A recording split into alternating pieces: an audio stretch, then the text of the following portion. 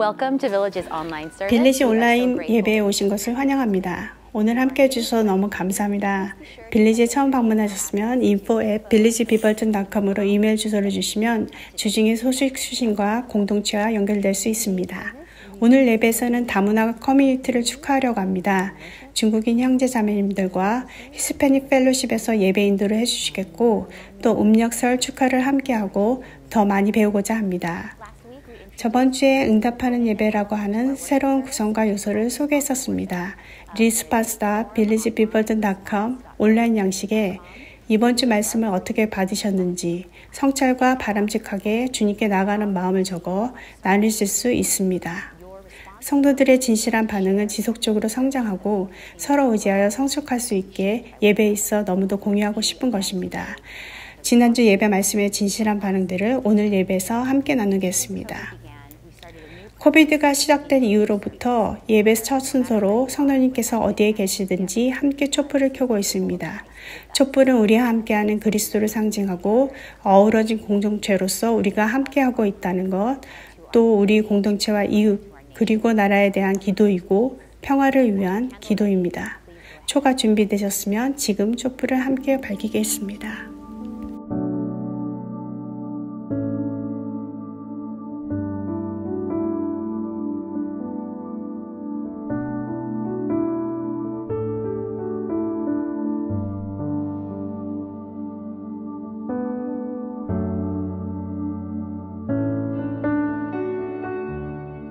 Good morning, Village.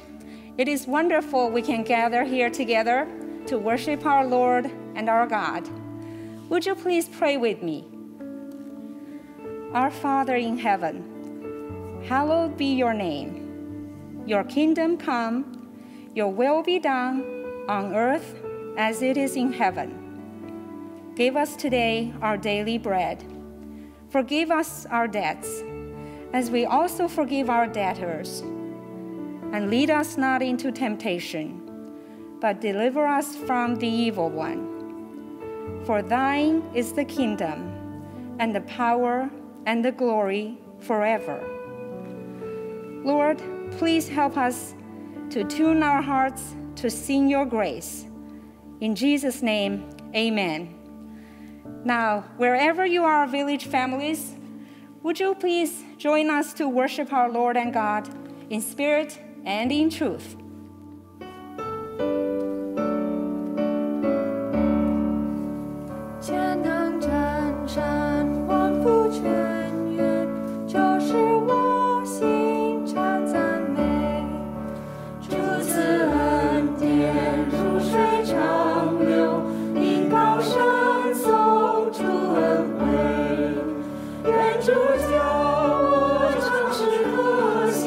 如天使长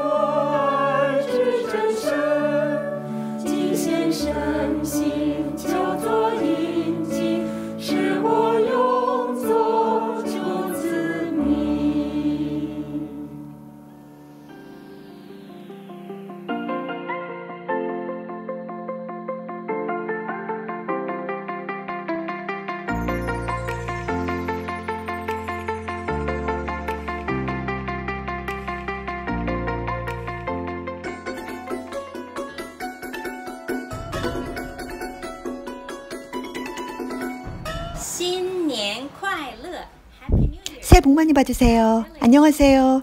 저희 중국인들이 음력 설날을 어떻게 축하하는지 여러분들께 보여드릴 수 있는 기회를 주신 빌리지에 감사드립니다. 보시다시피 저희는 보통 현수막을 앞문에 답니다. 여기 중앙에 중국어 글씨는 부라고 읽으며 뜻은 복입니다. 지금 이렇게 거꾸로 있는 이유는 중국어로 거꾸로라는 글자가 도착한다는 글자와 발음이 같기 때문입니다. 즉 복을 거꾸로 해놔야 복이 도착한다는 뜻이겠죠. 들어오세요. We're doing the paper 종이 자르기를 cutting. 하고 있습니다. And open it. I'm done. 열어보세요. 다 했어요. See? This is 이 글씨는 중국어로 추원이며 뜻은 봄입니다. 중국 설날을 춘절, 즉 봄 축제라고 부릅니다. 와우, 잘했어요. 안녕하세요, 빌리지 가족 여러분. 새해 복 많이 받으세요. 저희는 한 가족이며 제 이름은 해나, 저는 천, 저는 카일, 저는 페이입니다. 그리고 제 오빠 캘럽은 지금 영상을 찍고 있어요. 오늘 저희는 중국 설날에 싱가포르가 말레이시아에서 즐겨 먹는 요리를 소개하려고 합니다. 요리 이름은 중국어 표준말로 위셩이며 직역하면 날생선입니다. 그러나 보통 또 다른 의미로는 풍부하게 증가한다는 뜻으로 중국 설날의 요리로서 그 의미가 있다고 하겠습니다. 잘게 썬 몇 가지 야채로 구성된 샐러드입니다. 잘게 썬 무, 오이, 당근, 생강절임, 파멀로우, 프라이타로, 그리고 여기 중앙에 있는 것은 훈제한 연어입니다. 전통적으로는 날생선을 쓰는데 저희는 오늘 훈제 연어를 사용합니다. 토핑으로는 깨소금, 5 스파이스 파우더, 그리고 구운 만두이며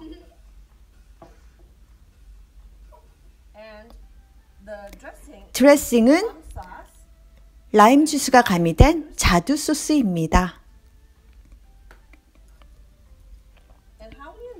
먹는 방법은 모두들 젓가락을 들고 상서로운 속담이나 구절 같은 것을 말하는 동안 샐러드를 섞어주는 것입니다. 예를 들면 한 걸음 한 걸음 올라가세요. 해마다 풍족하시길 바랍니다. 건강하세요. 올해 행운이 함께 하세요. 즐거우셨길 바랍니다. 새해 복 많이 받으세요. 중국 설날입니다. 저희 집 장식을 보러 지금 집 안으로 들어가고 있습니다. 빨간 등으로 모두 장식했고요. 이쪽으로 한번 가서 얼마나 예쁜지, 얼마나 근사한지, 또 얼마나 빨간지 보겠습니다. 빨간색은 중국에서 전통적인 색깔입니다. 이제 주방으로 가서 제 아내가 만두 만드는 것을 한번 보겠습니다. 만두는 중국에서 새해 전날 저녁 식사로 먹는 전통이 있습니다. 보통 가족 전체가 같이 모여 만두를 만듭니다. 여기 제 아내가 어떻게 만두가 만들어지는지 설명해 주겠습니다. 이건 만두 패티로 돼지고기, 새우, 야채를 모두 함께 넣습니다. 이렇게 안에 속을 채워서 물을 약간 겉에다 발라서 모양을 만들어주면 됩니다.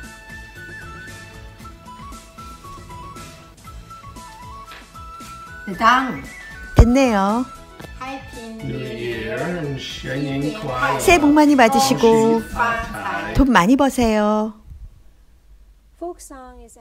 민요는 중국 설날을 축하하는 중요한 부분입니다. 이 민요는 젊은 처녀가 새 옷과 새 신발로 차려입고 친척들과 친구들을 만나러 가는 내용입니다. 한번 불러보겠습니다. 这位姑娘好欢喜，换了新鞋换新衫，从头到脚打扮好，我要去拜年。七个隆咚锵咚锵，我要去拜年。Don't you like that? 좋지 않나요? 七个隆咚锵咚锵。So this year, although 올해는 설날을 축하하기 위해 함께 모일 순 없지만 그래도 상징적으로라도 온라인으로 축하할 수 있어서 참 감사하네요. 2021년에도 주님은 우리를 지켜주시며 이끌어주시며 축복해 주실 것입니다. 감사합니다.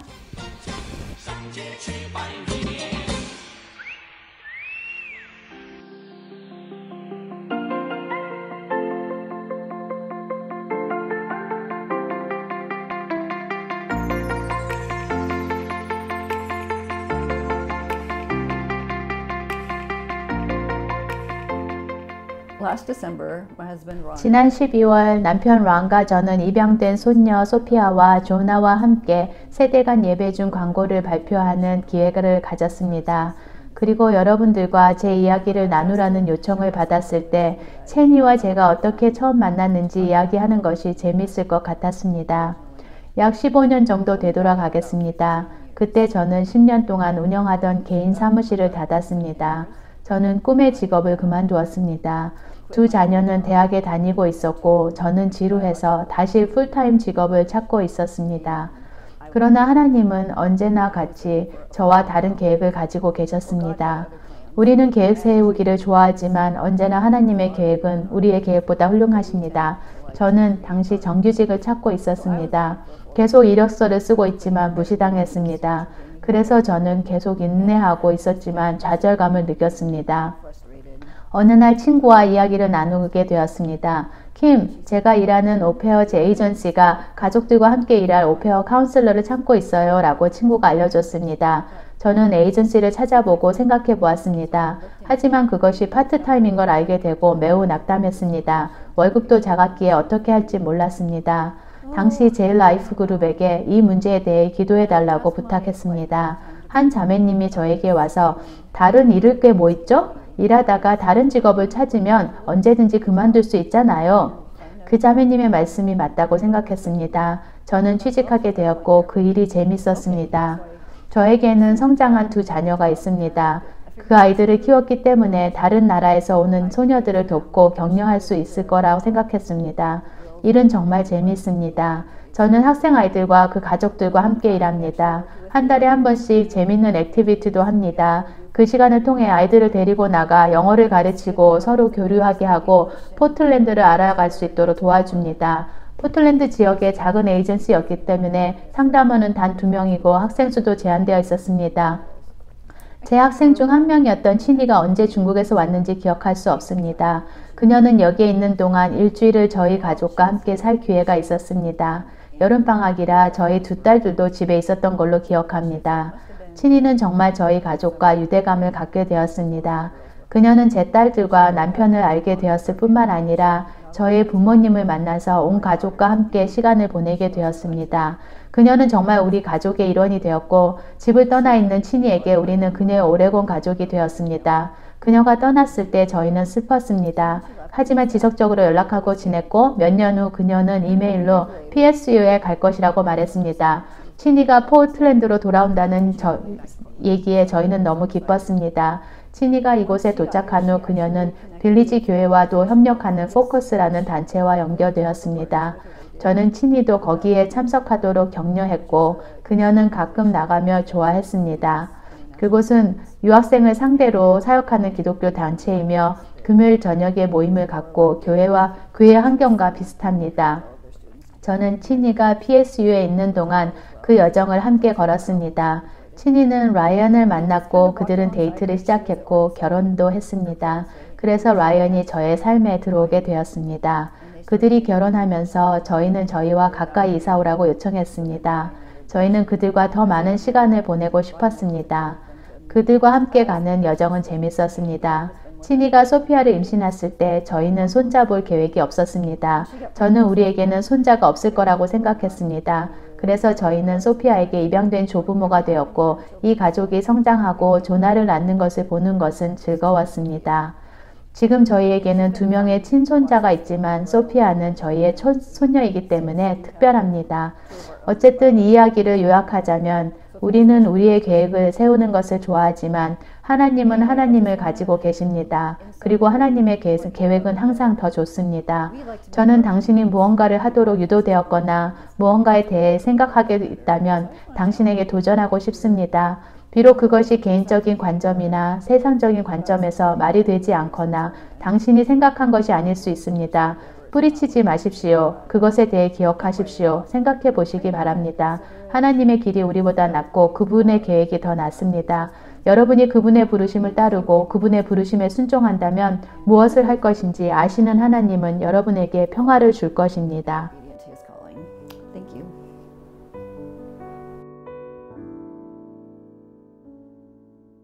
在无数的黑夜里，我用星星画出你，你的恩典如晨星，让我真实地见到你。在我的歌声里，我用音符赞美你，你的美好是我今生颂扬的。这一生最美的祝福，就是能认识主耶稣。这一生最美的祝福，就是能信靠主耶稣。走在高山深谷，他会伴我同行。我知道这是最美的祝福。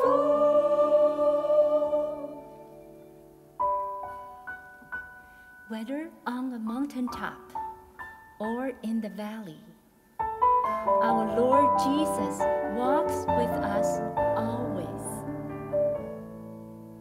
在无数的黑夜里，我用心情画出你，你的恩典如晨星，让我真实地见到你。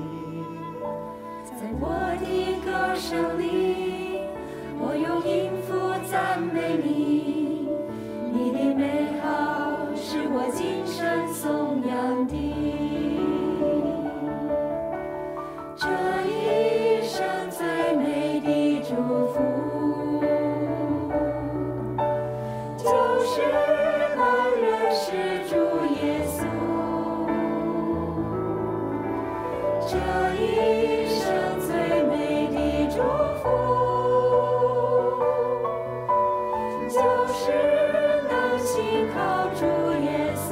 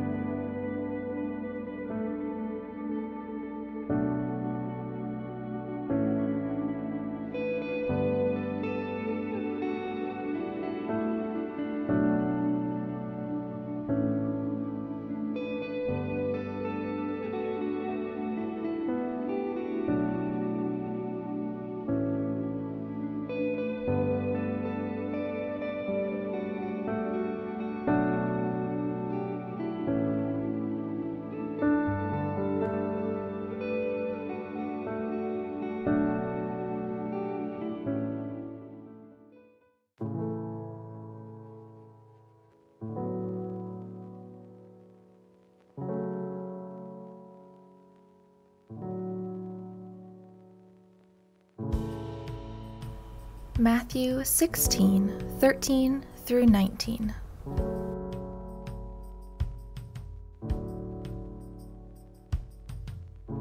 When Jesus came to the region of Caesarea Philippi, he asked his disciples, "Who do people say the Son of Man is?" They replied, "Some say John the Baptist, others say Elijah, and still others Jeremiah or one of the prophets." "But what about you?" he asked. "Who do you say I am?" Simon Peter answered, "You are the Messiah, the Son of the living God." Jesus replied, "Blessed are you, Simon, son of Jonah, for this was not revealed to you by flesh and blood, but by my Father in heaven. And I tell you that you are Peter, and on this rock I will build my church, and the gates of Hades will not overcome it. I will give you the keys of the kingdom of heaven. Whatever you bind on earth will be bound in heaven, and whatever you loose on earth will be loosed in heaven."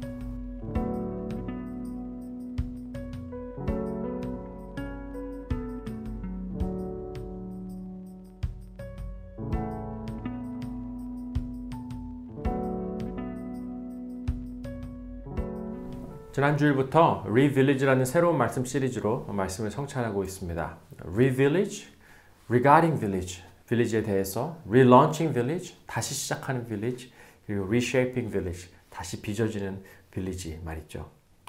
새로운 담임 목회자가 세워졌기 때문에 새롭게 시작하자는 이야기가 아닙니다. 지금 우리 공동체에서 살아 역사하고 계시고 또 새로운 일을 특별히 행하고 계심을 바라보면서 주의 인도하심과 이끄심에 신실히 쫓아가는 것에 대한 말씀을 드리고자 함입니다. 지난 주일에는 디모데라는 젊은 목사에게 보내어진 바울의 편지를 살펴보면서 성서적 기대와 가치에 입각한 목회자란 어떤 사람일까에 대해서 상고해 보았죠. 거기에 이어서 오늘의 질문은 이것입니다. 그럼 교회는 뭐지? 좀 더 정확히 말해보면 하나님은 교회를 어떻게 보고 계시지?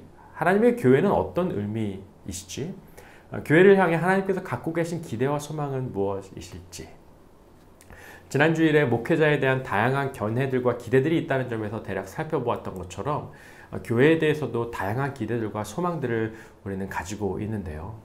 대부분 선한 것이고 필요한 것이고 또 적절한 것이겠죠. 그런데 그럼에도 불구하고 교회가 무엇이냐며 무엇이어야 하는지에 대한 성서적인 이해와 제시는 무엇일지 그것을 오늘 살펴보고자 합니다. 먼저는 우리 스스로에게 좀 질문해 볼 필요가 있을 것 같습니다. 교회라고 하면 가장 먼저 떠오르시는 이미지나 문구나 혹은 연상 단어 혹은 느낌, 혹은 감정들은 어떤 것이실지요? 교회는 여러분에게 어떤 존재입니까? 어떤 감정을 떠오르게 하는 단어인지요? 감사하고 신나는 그런 이미지이신가요? 아니면 실망의 이미지? 지침의 이미지? No more fun의 이미지? 갈등의 장소이신가요? 우리의 몸은 그 단어를 어떻게 기억하고 반응하고 있는지요? 혹시 지금 주일 오전에 라이브 챗 공동체 예배로 참여하고 계시는 그런 상황이라면 교회 하면 떠오르는 감정 단어나 연관 단어를 한번 채팅창에 남겨주시면 좋을 것 같습니다. 함께 곁에서 예배하고 계시는 가족이 있으시다면 서로 나누어 주셔도 좋겠고요.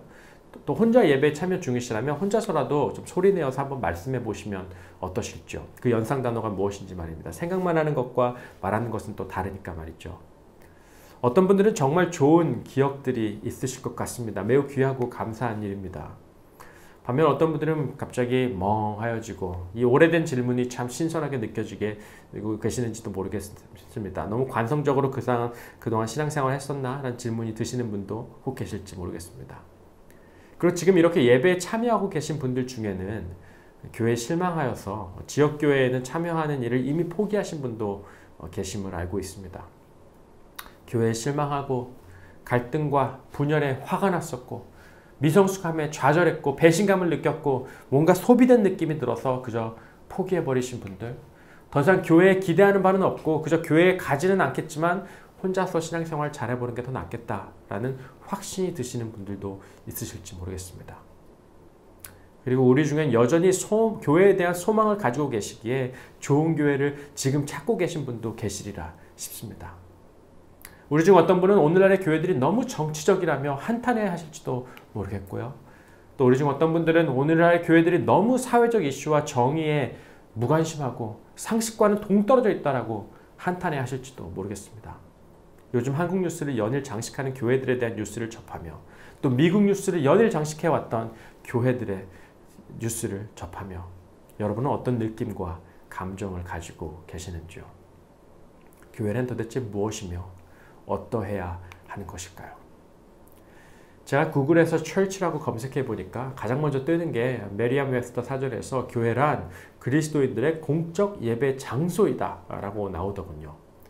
그럼 그 교회라는 것은 그런 장소, 그런 빌딩을 이야기하는 것일까요? 어쩌면 그것이 정말 세상이 교회를 정의하고 바라보고 있는 관점일지도 모르겠습니다. 그저 건물 정도 말이죠. 오늘날 문화 속에서의 교회는 어쩌면 그 정도를 넘어서지 못하는 부분이 많을지도 어쩌면 모르겠습니다. 공예배를 드리기 위한 장소, 종교적인 상품들이 난무하는 장소. 얼마나 많은 교회들이 요즘 브랜드화되고 있는지 모릅니다. 교회와 쇼핑몰 사이에 분간이 어려워지기도 하죠. 그래서 어떤 사람들이 이걸 가리켜서 멀, 쇼핑몰, 멀리피케이션 of American Churches라고 부르기도 하는데요. 어떤 대형 교회들에 가보면 입구에 들어가자마자 인포메이션 키오스크가 있고 오른쪽으로는 스타벅스 커피숍이 있고 조금 더 가다 보면 아이들을 그저 드롭오프하고 맡겨놓고 편히 다닐 수 있는 타가소가 있고 조금 더 가다 보면 교회에 로고가 박힌 티셔츠나 컵을 팔기도 하고 분수대가 있고 그리고 건물 가장 안쪽에는 마치 영화관을 연상케 하는 편안한 영화관 의자가 있는 예배당이 있습니다. 거기에 앉아서 커피를 마시면서 좋은 이야기 듣고 기분 좋은 이야기들 듣고 격려를 받고 아름다운 음악을 듣고 나면 내가 얼마나 존귀한 존재고 그리고 아프리카나 다른 지역 사람들에 비해서 얼마나 내가 감사한 복된 삶을 살고 있는지를 잠시 생각해보며 내가 세상을 향해 기여할 수 있는 일이 얼마나 많은지에 대한 자신감도 생기기도 합니다. 그들이 교회에 오는 목적은 서비스를 드리러 오는 것이라기보다 서비스를 받으러 오는 것이 아닐까요? 이러한 현상들을 접할 때 문화를 잘 이용하고 허락된 리소스를 잘 사용하는 것은 인간에게 선물로 주신 지혜이고 축복이지만 정말 이것이 하나님이 원하시는 교회의 모습인가는 다시 질문하게 되는 것이 사실입니다. 그렇다면 이런 여러 가지 교회들의 부족함들과 이런 여러 가지 시대적인 미스포커스들 사이에서도 예수님께서 꿈꾸어 오셨던 그런 교회의 모습은 어떤 것일까요? 교회란 무엇인가? 그리고 하나님은 교회를 향해서 어떤 기대를 가지고 계신가? 한번 마태의 기록을 따라 예수님이 직접 설명하신 교회란 무엇인지 한번 살펴보겠습니다. 이 교회란 단어, 에클레시아란 단어는 복음서에 딱 2번이 나오는데 둘 다 마태복음에서 등장한 만큼 마태는 교회에 대해서 집중해서 설명해 주고 있는 부분이 있기 때문이죠. 먼저 13절을 함께 봉독해 보겠습니다. 예수님께서 빌립보 지방 가이사랴에 가셨습니다. 예수님께서 제자들에게 사람들이 인자를 누구라고 하느냐 하고 물으셨습니다. 자, 예수님께서 제자들과 함께 도착하신 도시의 이름이 무엇이죠? 빌립보 가이사랴 지방입니다. 빌립보 가이사랴는 갈릴리 바다로부터 약 25마일 정도 떨어진 해발 600m 정도의 고원 지대인데요. 그곳에 도시가 있다는 것은 여행객들이 이제 길을 가다가 쉬어가는 그런 말이기도 하죠. 근데 그 지역에는 한 가지 특별한 것이 있는데 그것은 마치 그 도시의 이름이 말해주듯이 로마 황제에게 데디케이트된 도시라는 점입니다. 헤롯 대제의 세 아들 중에 하나였던 필립은 헤로디아의 딸인 살로메의 남편인데요. 그 세례 요한을 참수하도록 했던 그 유명한 향연에서 춤을 췄던 여인이죠. 그 빌립이 이 땅을 하사받을 때 로마 황제를 기념한다는 의미에서 이름에 가이사랴라는 이름을 더하게 됩니다.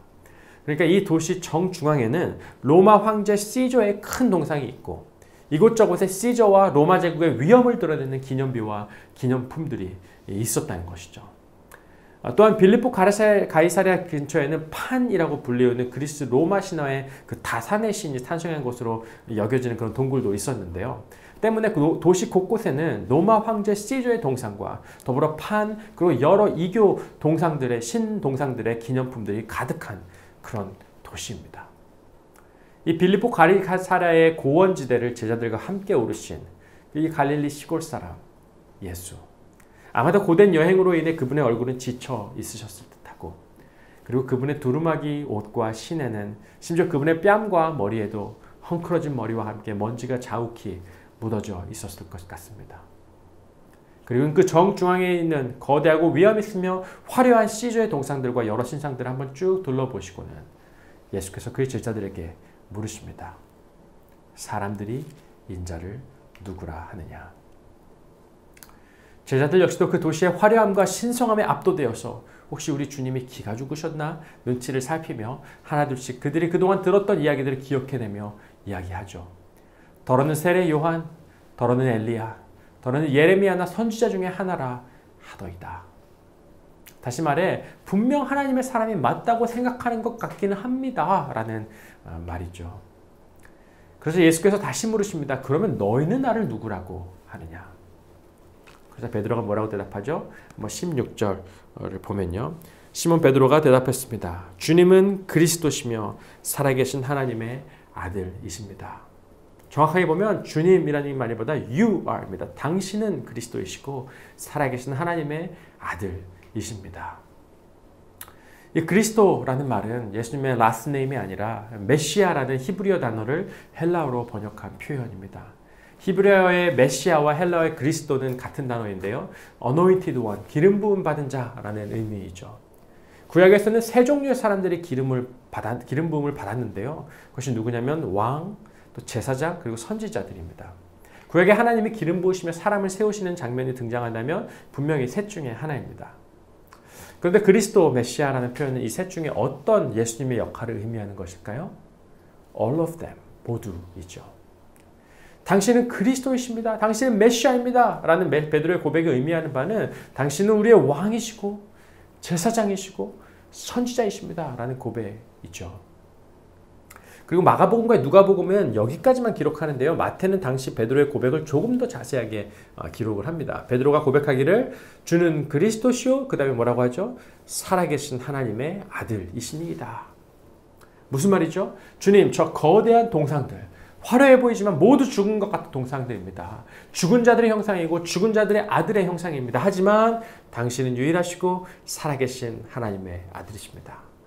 다윗에게 언약하셨던 유다의 영원한 왕 메시아 바로 당신입니다. 라는 고백입니다. 이 고백을 듣고 예수님께서 뭐라고 대답하시죠? 17절입니다. 예수께서 대답하여 이르시되 바요나, 바라는 말은 누구의 아들이라는 뜻입니다. 바디메오는 디메오의 아들이라는 뜻이고 바요나는 요나의 아들이라는 뜻이죠. 요나의 아들 시몬아, 네가 복이 있도다. 이를 내게 알게 하니는 혈육이 아니요 하늘에 계신 내 아버지이시니라. 그러면서 그 다음 말씀이 중요한데요. 또 내가 내게 이르노니 너는 베드로라. 내가 이 반석 위에 교회를 세우리니 음부의 권세가 이기지 못하리라. 자, 이게 우리 한국말로 읽으면 감동이 좀 덜한데요. 헬라어 원어로 보면 예수님의 표현이 너무 멋진 표현입니다. 너는 베드로 페트로스다. 내가 이 반석, 이 페트라 위에 내 교회를 세우리니 라고 말씀하시는데 베드로라는 단어와 반석, 락이라는 단어는 같은 단어입니다. 그래서 너는 페스트로스다. 내가 이 페트라 위에 내 교회를 세우겠다 라고 말씀하시는 거죠. 베드로 위에, 베드로를 반석 삼아 교회를 세우겠다는 의미인가요? 그것도 있겠지만 더 중요한 것은 이 락, 이 solid foundation 위에, 이 반석 위에 내가 교회를 세우겠다라는 말씀이십니다.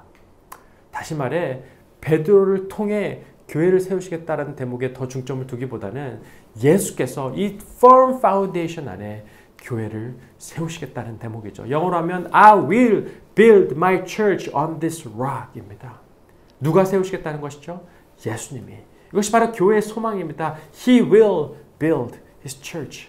그분께서 친히 교회를 세우시고 세워가시고 완성하시겠다는 선언이죠. 그리고 그분은 절대로 그가 이루고자 하시는 일을 이루시는 것에 실패함이 없으시기 때문에 우리는 지금의 교회도 그분께서 세워오셨다는 믿음을 갖고 앞으로의 교회도 그분께서 완성시키실 것이라는 소망을 가질 수 있습니다. 정말 이 약속을 믿으십니까? 쉽지 않습니다. 하지만 정말 의지하고 믿음으로 바라보십시오. 이것은 예수님의 의지이고 약속입니다. 이 말은 그러니까 모든 교회가 지금 있는 모습 그대로 완전하다는 그런 말을 하고 있는 것이 아니라 결국에는 예수께서 완성시키실 것이라는 약속입니다. 우리는 다만 그 역사에 참여하기를 바라는 것이죠. 예수님께서 친히 세워가시는 교회, 이 교회는 정말 중요한 특권이 있습니다. 세상에 그 어떤 단체나 모임, 사람에게도 허락되지 않은 특권이 있는데 그것이 무엇이겠습니까? 바로 18절 그 다음 구절인데요. 내가 이 반석 위에 내 교회를 세우리니 음부의 권세가 이기지 못하리라. 음부의 권세가 이기지 못하리라. 음부 이것은 하데스라고도 하고 스올이라고도 표현되는데요. 즉 죽음을 가리키는 시편적 표현이죠. 즉 죽음을 이기는 권세가 교회 공동체에 있다는 약속입니다. 음부의 권세가 교회를 이기지 못하리라. 다시 말해 죽음을 이기는 권세가 교회에게 있다는 것입니다. 그리고 그것에 대한 설명이 바로 19절이고 오늘 말씀 중 가장 중요한 구절인데요. 19절의 말씀입니다. 내가 내게 말한다. 너는 베드로다. 내가 이 돌 위에 내 교회를 지을 것이니 지옥의 문이 이것을 이기지 못할 것이다. 내가 내게 하늘나라의 열쇠를 줄 것이다. 무엇이든지 내가 땅에서 잠그면 하늘에서도 잠겨 있을 것이요 무엇이든지 내가 땅에서 열면 하늘에서도 열려 있을 것이다. 땅에서 매면 하늘에서도 매이고 땅에서 풀면 하늘에서도 풀리는 것, 천국과 이 땅이 맞닿아 있는 그림을 그려내고 계시죠. 천국과 이 땅이 맞닿아 있는 그런 그림 말입니다. 그 둘의 구분이 애매모호해지는 것 말입니다. 하나님 나라의 삶이 이 땅 가운데 임하는 것, 그것이 바로 천국과 이 땅이 맞닿아 있는 것 아닙니까? 하나님 나라의 권세가 이 땅 가운데 임할 때, 이 땅을 사로잡고 있는 죽음의 권세가 물러나는 것, 그것이 바로 교회입니다. 앞으로 임할 하나님 나라, 그 나라가 이 땅 가운데 시공간을 초월하여 침노해 오는 것, 그것이 바로 교회입니다. 이해가 되시나요? 교회에게 허락된 죽음을 이기는 권세, 그것은 하나님 나라 도래로 인한 결과입니다. 죽음의 권세가 물러가고 생명의 권세가 우리를 다스리는 곳, 그것이 바로 교회입니다. 죄악된 세상 가운데 하나님의 온전하신 임재와 통치가 온전히 누려지기 시작되는 곳, 그것이 바로 교회의 정체성입니다. 다시 말해 교회는 하나님 나라의 모형입니다. 교회가 무엇인가 한 문장으로 설명해 보라 라고 한다면 교회는 하나님 나라의 모형입니다. Foretaste of the kingdom. Miniature of the kingdom 말이죠. 아담과 하와가 범죄하기 이전에 그들이 누렸던 그 삶의 풍성함, 그 관계의 풍성함, 하나님과의 친밀함과 그 서로 간의 살 중에 살이요 뼈 중에 뼈라고 아꼈던 그 관계의 풍성함이 예수 그리스도의 십자가와 부활로 인해서 다시 재실현되는 곳이 바로 교회 하나님 나라의 모형입니다. 노아의 방주 속에 각종 짐승들이 있었죠. 서로 1년 동안이나 잡아먹고 잡아먹히지 않았겠는가, 난리였지 않았겠는가 하고 궁금해하시는 분들이 계시죠. 제가 직접 보진 않았지만 수년 전에 상영했던 노아라는 헐리우드 영화에서는 노아가 동물들에게 수면제를 먹이는, 그러면서 진정시키는 장면이 등장한다고 하는데요. 정말 그랬을까요? 아니요. 절대 안 그랬을 겁니다. 왜냐면요, 성경을 자세히 살펴보면 노아의 방주는 당시에 허락하셨던 교회, 즉 하나님 나라의 모형이기 때문이죠. 그 나라에는 상함이 없었을 것입니다. 온전하신 하나님의 통치 안에 있었을 것입니다. 심지어 먹지 않아도 배부를 수 있을걸요. 종말론적 하나님 나라의 그 공동체의 모형이 바로 당시 노아의 방주가 신학적으로 의미했던 것이기 때문입니다. 이스라엘 민족이 광야 생활 가운데 구름과 불기둥으로 함께 하셨던 것처럼 성막 가운데 함께 하셨던 그 하나님의 임재가 온전히 임하여 있는 곳, 그것이 바로 교회입니다. 이사야 선지자를 통해서 보게 하셨던 그 하나님 나라의 비전이 무엇입니까? 그때에 이리와 어린 양과 함께 살며 표범이 어린 염소와 함께 누우며 송아지와 어린 사자와 살찐 짐승이 함께 있어 어린아이와에게 끌리며 암소와 곰이 함께 먹으며 그것들의 새끼가 함께 엎드리며 사자와 소처럼 풀을 먹을 것이며 젖먹는 아이가 독사의 구멍에서 장난하며 젖된 아이가 독사의 줄에 손을 넣을 것이라. 내 거룩한 산 모든 곳에서 해됨도 없고 상함도 없을 것이니 이는 물이 바다를 버튼같이 여호와를 아는 지식이 세상에 충만할 것임이니라. 이어서 또 고백하죠. 선언하죠. 보라, 내가 새 하늘과 새 땅을 창조하리니 이전 것은 기억되거나 마음에 생각나지 아니할 것이라. 너희는 내가 창조하는 것으로 말미암아 영원히 기뻐하며 즐거워할지니라. 내가 예루살렘을 즐거워하며 나의 백성을 기뻐하리니 우는 소리와 부르짖는 소리가 그 가운데서는 다시는 들리지 아니할 것이다.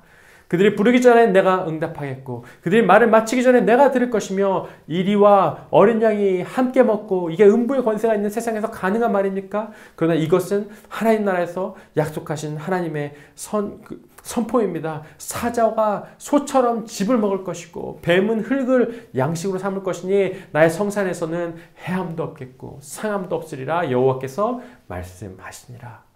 하나님 나라가 어떤 것이죠? 약육강식의 원리가 적용되지 않고 오히려 약한 자가 강한 자를 부축해주고 독사굴에 젖먹는 아이가 손을 넣어도 아무도 그를 상하게 하지 않는 곳, 그것이 바로 하나님께서 에덴 동산을 통해 지향하셨던, 원래 이루고자 하셨던 하나님 나라의 모습입니다. 에덴 동산으로의 회귀, 리턴이 아니라 에덴 동산을 통해 삼위일체 하나님께서 지향하고 계셨던 그 나라의 회복, 온전한 성취가 바로 하나님 나라이고 그 나라의 모형이 바로 교회입니다. 그 나라의 삶을 만약 한 단어로 굳이 정리해 본다면 저는 그것이 히브리어 단어 샬롬이라고 생각됩니다. 하나님과의 샬롬, 사람과 사람 간의 샬롬, 그리고 사람과 세상 모든 피조물 간의 샬롬 말이죠. 근데 샬롬에는 두 가지의 의미가 있습니다. 하나는 수동적으로 living in peace, 평화롭게 있는 것이죠. 하지만 다른 의미로는요, 능동적인 의미도 있습니다. 하나님께서 의도하신 모든 것들을, 선한 것들을 누리는 것, 온전히 누려가는 것들, 그 풍성한 삶으로서의 평화 말이죠.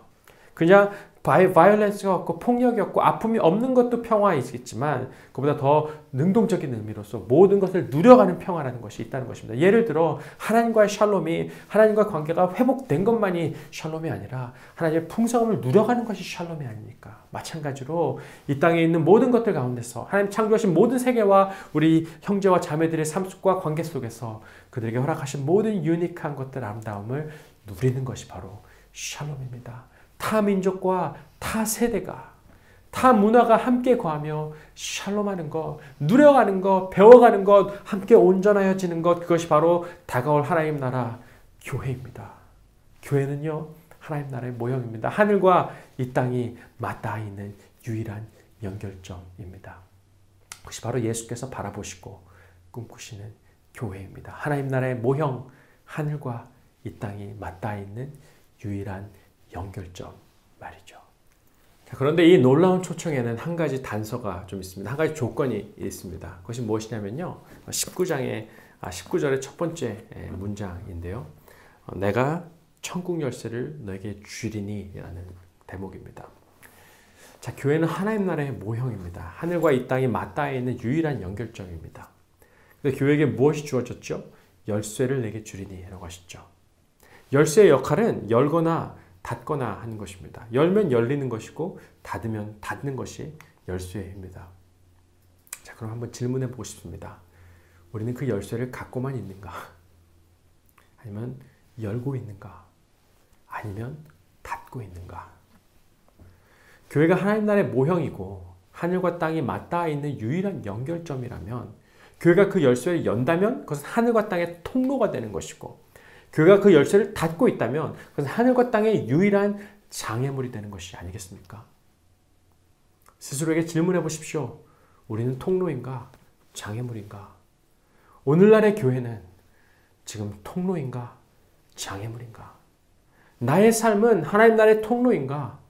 아니면 장애물인가? 하고 말입니다. 심각하게 말입니다. 그리고 마태는 그 열쇠를 여는 방법이 무엇인지에 대해서 우리에게 확실히 설명을 이어서 해주는데요. 그것이 바로 오늘 우리가 읽은 본문, 바로 그 다음 구절인 21절부터 25절의 말씀입니다. 그때부터 예수께서는 자신이 예루살렘에 반드시 가야만 하며 거기서 장로들과 대제사장 그 율법학자들에게 고난을 받아 결국엔 죽임을 당하지만 3일째 되는 날에 다시 살아나실 것을 제자들에게 설명하기 시작하셨습니다. 그래서 베드로가 예수님을 붙들고 말렸습니다. 절대로 그럴 수는 없습니다, 주님. 이런 일이 결코 일어나지 않을 것입니다. 예수께서 돌아서며 베드로에게 말씀하셨습니다. 사탄아, 내 뒤로 썩 물러가라. 네가 나를 넘어지게 한다. 너는 하나님의 일을 생각지 않고 오직 사람의 일만 생각하는구나. 그때 예수님께서 제자들에게 말씀하셨습니다. 만일 누구든지 나를 따라오려면 자기를 부인하고 자기 십자가를 지고 나를 따르라. 누구든지 자기 목숨을 건지려고 하는 사람은 잃을 것이다. 그러나 누구든지 나를 위하여 자기 목숨을 잃는 사람은 얻을 것이다. 마가복음과 누가복음은 이 같은 대목을 이야기하면서 17절부터 20절 아까 우리 이야기했던 대목을 생략하고 요 구절로 바로 기록하는데요. 마태는 그 교회에 대한 이야기를 놓치지 않고 연결해서 이 예수님의 말씀의 의미를 전개해 나갑니다. 마가복음과 누가복음에서는 주는 그리스도이십니다 라는 베드로의 고백의 직후에 예수께서는 그분의 십자가를 지실 것과 부활하실 것을 말씀하십니다. 하지만 마태는 17절부터 20절에 교회와 천국 열쇠에 관한 말씀을 바로 이곳에서 먼저 잊지 않고 기록하며 그것과 연결선상에서 예수께서 십자가를 지시고 또 우리 역시 그분을 쫓아 십자가를 지고 가는 것의 의미가 무엇인지 우리는 도대체 왜 그러해야 하는지를 강조하여 연결지어 설명하는데요. 그 의미가 무엇입니까? 그것이 바로 교회에게 주어진 하나님 나라의 열쇠를 사용하는 방법이라는 것입니다. 우리가 그 열쇠를 가지고 문을 여는가 닫는가 그것을 어떻게 할 수 있죠? 십자가를 지고 주를 좇는 삶에 대한 이야기입니다. 마태는 말하는 것입니다. 이것이 바로 교회에게 주어진 하나님 나라의 열쇠를 여는 방법이라고. 십자가를 지고 주를 좇는 삶은 여러 모양으로 우리 삶 가운데 나타날 수 있겠지만 그것의 근본 핵심은 바로 섬김입니다. 하나님을 섬기고 형제 자매를 섬기고 세상을 섬기는 것, 그것이 바로 하나님 나라의 열쇠 사용법입니다. 그것이 바로 교회가 천국 열쇠를 사용하는 방법입니다.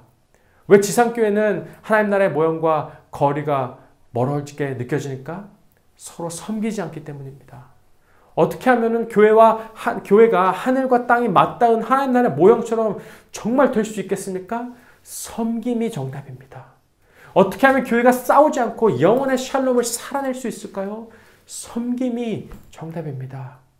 어떻게 하면 기독교가 개독교가 아니라 존귀하신 주의 이름을 높이는 하나님 나라의 모형이 되겠습니까? 섬김이 정답입니다. 어떻게 하면 1세와 1.5세와 2세가 공존하고 믿음이 세대를 흘러 전수되는 그런 은혜 가운데 거할 수 있겠습니까? 섬김이 열쇠입니다.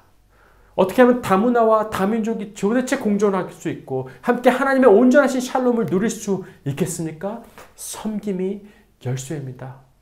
섬김, 이것을 다른 말로 하면 내가 죽고 당신이 사십시오라고 고백하며 살아내는 것입니다. 자기를 부인하고 자기 십자가를 지고 섬김의 삶으로 살아가려는 것이 정신이 되고 공동체의 문화가 될 때 교회는 비로소 하나님 나라의 모형이며 하늘과 땅을 연결하는 유일한 통로가 될 것입니다. 서비스를 받으러 오는 것이 아니라 하나님을 향하여 또 이웃을 향하여 세상을 향하여 서비스를 드리러 오는 성도들의 모임이 바로 하늘의 문을 여는 교회입니다. 예수님께서는 유월절 전날 밤에 갑자기 겉옷을 벗고 허리에 수건을 두르시고는 대야에 물을 떠서 제자들의 발을 씻기시려고 합니다. 그러자 베드로가 주님 이러지 마십시오라며 예수님의 손을 붙잡지요. 그때 예수께서 뭐라고 대답하시죠? 베드로야, 내가 하는 것을 네가 지금은 알지 못하지만 이후에는 알리라고 하십니다. 그러자 베드로가 뭐라고 말하죠? 주님, 내 발을 절대로 씻지 못하시리이다. 그러니까 예수님이 뭐라고 대답하시냐면 내가 너를 씻어주지 아니하면 네가 나와 관계가 없느니라. 무슨 말입니까? 예수님이 베드로를 비롯한 그분의 백성들과 맺기 원하셨던 관계의 퀄리티는 고개를 숙여 발을 씻는 섬김으로 establish 되는 세워지는 관계입니다. 그제서야 비로소 세워지는 관계, 서로가 서로 앞에 자신을 낮추어 섬기는 incarnational relationship in Christ, 그리스도를 통한 relationship 말입니다. 예수께서 그렇게 우리와 관계를 맺으셨고 또한 본을 보여주심으로써 우리로 그분을 따르지 않겠냐며 초청해주고 계시는 것이죠. 내가 지금은 알지 못하나 이후에는 알리라. 말씀하셨습니다. 예수께서 우리에게 보여주신 그 섬김을 조차 우리가 서로 섬기는 것, 그것이 바로 교회의 삶입니다. 이후에는 알리라. What this is all about. 이것이 바로 예수님이 꿈꾸시는 교회입니다. 교회는 무엇입니까? 교회는 예수 그리스도의 꿈입니다. 교회는 하나님 나라의 모형입니다. 교회는 하나님 나라와 이 땅에 맞닿을 수 있는 유일한 통로입니다. 하지만 교회는 하나님 나라와 이 땅 사이에 유일한 장애물이 될 수도 있죠. 그 문을 열고 닫는 열쇠가 무엇인가? 섬김입니다. 내가 죽고 당신이 사십시오라며 나를 낮추어 그 안에 있는 예수 그리스도의 형상, 하나님의 형상을 발견하며 서로를 높이는, 그렇게 하여 예수 그리스도의 이름만이 높임을 받으시는 그런 공동체, 그것이 바로 하나님 나라의 모형 교회이며 다가올 하나님 나라에서 온전히 완성될 우리의 미래입니다. 사랑하는 성도 여러분, I will build my church. 예수님의 이 결심은 결코 무너지지 않을 것입니다. 그분은 그분의 사람들을 일으키셔서 섬김의 공동체, 즉 이 땅 가운데 하나님 나라가 침노하도록 하실 것입니다. 그분은 반드시 그분의 작정하신 일을 이루실 것입니다. 선택은 우리에게 있습니다. 하나님 나라의 열쇠를 사용하여서 하늘의 통로가 될 것인가?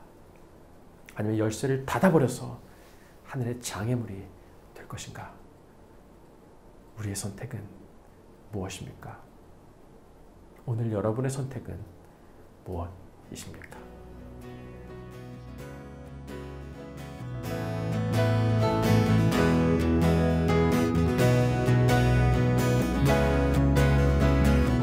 Poderoso, invencible, admirable, grande y fuerte Dios, Rey de reyes, asombroso, incomparable.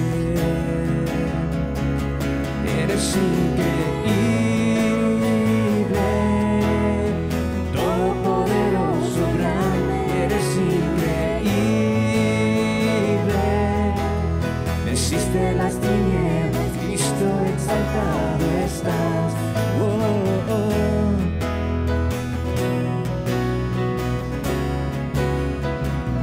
You're almighty, never ending. You are holy, you are powerful, King of all kings, incomparable. You are wonderful. You are so amazing. God, you are almighty, stronger. You are so amazing. Darkness you defeated, Jesus, you are so amazing. God, you are almighty, stronger, you are so amazing. Darkness you defeated, Jesus, we lift you high. Whoa, whoa, increíble, invencible. Mi Dios, solo tú, tú eres increíble, invencible. Mi Dios, solo tú, tú eres increíble, invencible. Mi Dios, solo tú, tú eres increíble, invencible. Mi Dios, solo tú, Eres increíble, todopoderoso, grande, eres increíble. Existe las tinieblas, Cristo exaltado está. Oh, oh. Eres increíble, todopoderoso, grande, eres increíble. Existe las tinieblas, Cristo exaltado está.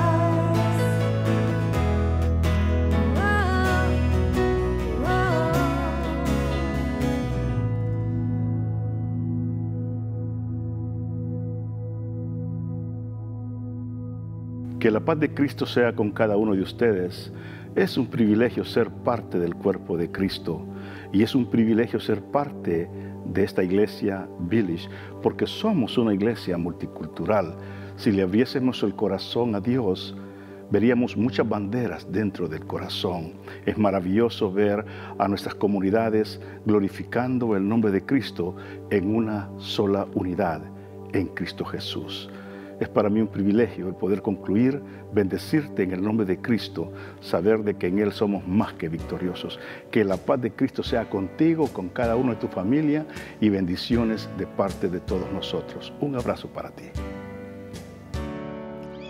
When I wake up in the morning, gonna walk in love. When the evening sun is falling, gonna walk in love. Through the troubles of the day, gonna walk in love. Oh, whatever comes my way, gonna walk in love. Brother, sister, come on.